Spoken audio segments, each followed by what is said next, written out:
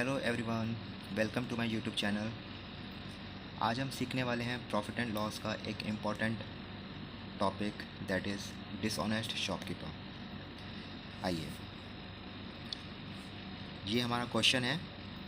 A dishonest shopkeeper uses 10% less weight at the time of buying the goods, while he uses 10% faulty weight at the time of selling the goods. Now here we have to find out the profit percentage. आइए इसके solution पे चलते हैं। पहले हम इसका एक basic concept सीखेंगे, देन इसकी हम एक ट्रिक सीखेंगे। पहले हम मान लेते हैं कि हमारे 100 ग्राम की कॉस्ट 100 रुपीज़ है।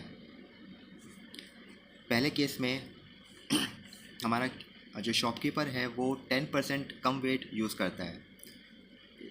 इसका मतलब 100 ग्राम का 10% हम निकालेंगे तो यानी वो 90 ग्राम्स यूज़ कर रहा है, जिसका सीपी हमारा हो जाएगा 90 रुपीज़।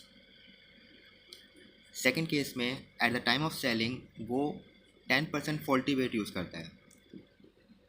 अब आप कहेंगे कि मैंने यहाँ पे मोर क्यों लिखा है, क्योंकि ऑब्वियसली जब वो सेल करेगा तो वो एक्स्ट्रा वेट यूज़ करेगा, ना कि कम वेट, जिससे कि उसको प्रॉफिट हो। सो 100 का 10% हम जब हम निकालेंगे तो 110 ग्राम्स आएगा, तो हमारा एसपी जो होगा वो 110 रुपीज़ हो जाएगा। तो ये हमारा सीपी है and that is our SP. So हमारा जो प्रॉफिट आ जाएगा वो एसपी माइनस सीपी हो जाएगा, दैट इज़ ₹20।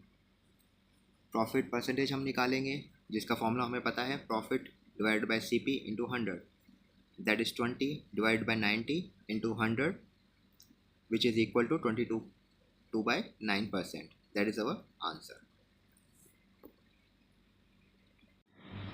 एग्ज़ाम में हमें इतनी बड़ी बड़ी चीज़ें लिखने की ज़रूरत नहीं है। हम सिंपली मान के चलेंगे कि हमारा जो 100 ग्राम्स है वो 100 रुपीज़ के इक्वल है।